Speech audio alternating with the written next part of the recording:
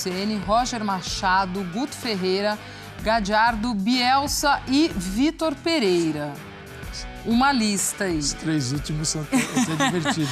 E aí, o foco do Corinthians é a volta de Tite. E aí, até a torcida já se manifestando em redes sociais com a hashtag Volta Tite. Aceita a Rose. E aceita a Rose, que é a esposa do Tite, que ele prometeu. Tá cuidando dos netos, né? Tá curtindo o marido que nunca tá que em ele casa. Prometeu pra Rose que esse ano não ia trabalhar no futebol brasileiro. Aí a turma já tá apelando pra dona Rose, hashtag aceita a Rose. Mulheres, Isso que eu ia falar. Pode ser uma mulher agora que vai, entendeu? Trazer o Tite de volta. Mas o Tite tem um sonho de trabalhar no futebol europeu. Por ter sido treinador por 8 anos da seleção brasileira, um pouquinho, né, num ciclo de Copa e 2 anos anteriores. Então, é um sonho. O mercado europeu vai trabalhar isso agora. Junho, julho, é o período de contratação. Então, estar no Corinthians significa a certeza de que não vai trabalhar na Europa. Não é esse o sentido.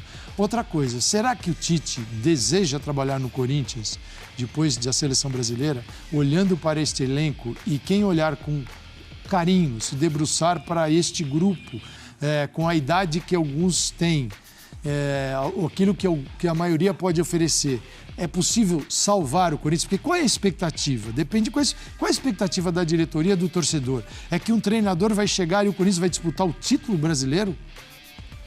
Isso é muita ingenuidade, não vai acontecer isso.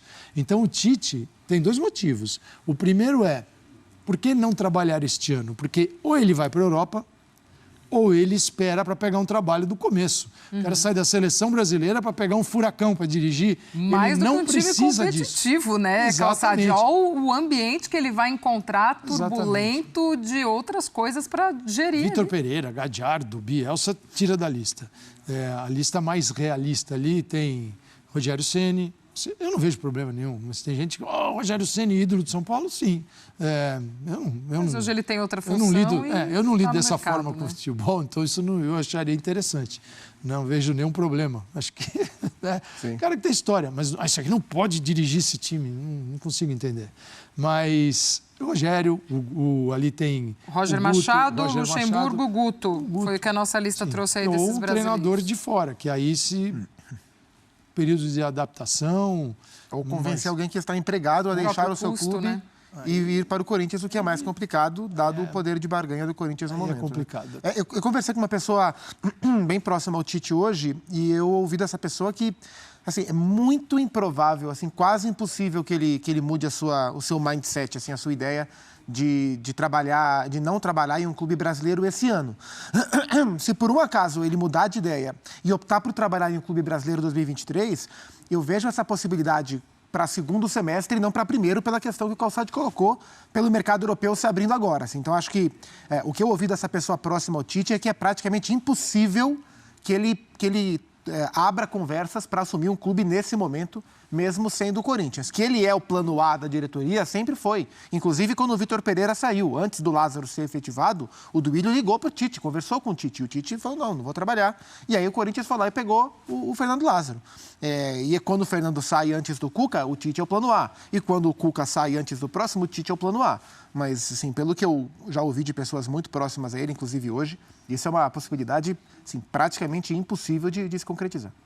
Um nome que surgiu, apuração aí do pessoal do Meu Timão, e o Mauro Naves falava agora há pouco também no ESPN FC, o nome de Carlitos Teves foi oferecido ao Corinthians como treinador. Ele que tem um trabalho no Rosário Central. Os números dessa passagem do Teves pelo Rosário: 15 jogos, 3 vitórias, 7 empates e 5 derrotas. Aí a carreira do Carlitos Teves como treinador. Um clube apenas, né? Essa passagem pelo Rosário Central. Nenhum título, este aproveitamento que eu acabei de passar, que na verdade chegamos a 35,6%, 16 gols marcados para 18 sofridos. 5 meses no comando da equipe para o Carlitos Teves, de 39 anos. É quase um Fernando Lázaro, assim, com a diferença de que ele jogou muito, mas em termos de treinador, assim, ele assumiu o Rosário de maneira inesperada. O Rosário estava sem técnico e aí, assim, igual os jovens falam hoje, do nada, anuncia-se o Carlitos Teves como técnico do Rosário Central. Foi uma grande surpresa. Ele ia trazer como auxiliar técnico dele uma lenda do da seleção de hóquei da Argentina, que é um cara que é um guru dele. E aí esse cara de última hora não foi, ele se sentiu traído, foi sozinho lá, montou a comissão técnica dele.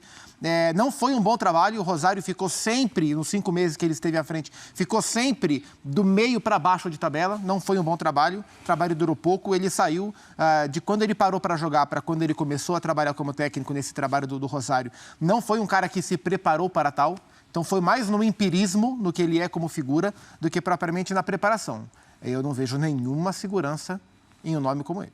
O Tevez é oferecido por Kia Yorabichan. Sim. Muito amigo Kia, do Tevez, né? Deve estar uma raiva do Corinthians desgraçada. Não, assim, o Corinthians não pode ficar nessas aventuras, né? O Corinthians... Assim, vou agora falando do campo, né? Esse caso todo que aconteceu agora revela o seguinte: o Corinthians com o Duílio se estruturou muito fora do campo. Estruturou na tentativa de renegociar dívidas, ele profissionalizou uma série de coisas importantes, como renegociar dívida, ele buscou uma renegociação para pagar o estádio, que precisa ser pago e vai ser pago. Aumentou muito o faturamento. Aumentou o faturamento. Muito. Então, o marketing, a inovação, isso está na mão de profissionais. Então, fora do campo, tem muita coisa boa que aconteceu e está acontecendo. Só que o futebol brasileiro é incrível. Você vai hoje a gente vai vendo a profissionalização dos satélites de um clube de futebol, do que está em torno, mas o centro do clube, que é o time, é o que tem de mais amador. Então, assim, o Corinthians é extremamente amador na administração do futebol e da base também, porque a base fica na mão dos cupinchas, quer dizer, é um negócio absurdo. Né? Aí você vê o outro lado, quem profissionalizou. Palmeiras é um exemplo de profissionalização. Não tem nada dando certo no Palmeiras no momento, né? Nem na base, não está ganhando nada. Então, sim, você tem exemplos que te mostram os caminhos do que deve ser feito e o que não deve. E o futebol não te dá certeza de nada, mas é melhor tentar fazer o certo e não o que o Corinthians tem feito. Então, assim, o Carlitos Tevez, assim, não acredito que vai fechar. Mas é um nome que, se fosse bem profissional a coisa, nem oferecia.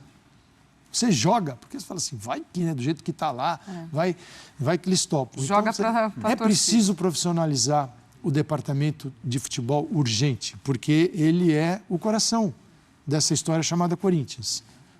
Se bem que eu já ouvi uma frase, inclusive, do Juca Colagrossi, que é o diretor de marketing do Corinthians, que é espetacular, sendo dos feitos das ótimas escolhas do Duílio. O Juca falou uma vez que um time de futebol é uma empresa de comunicação, um clube é uma empresa de comunicação que tem um time de futebol. Se você olhar para um grande sobre esse aspecto, ele produz tanto conteúdo, que é um conteúdo que brota do quê? Daquilo que ele é capaz de fazer dentro de campo. Mas hoje ele é uma empresa de comunicação. E, nesse momento, essa comunicação corintiana não tem sido nada boa. Vamos dar uma olhada o que a gente ainda tem para passar aqui nesse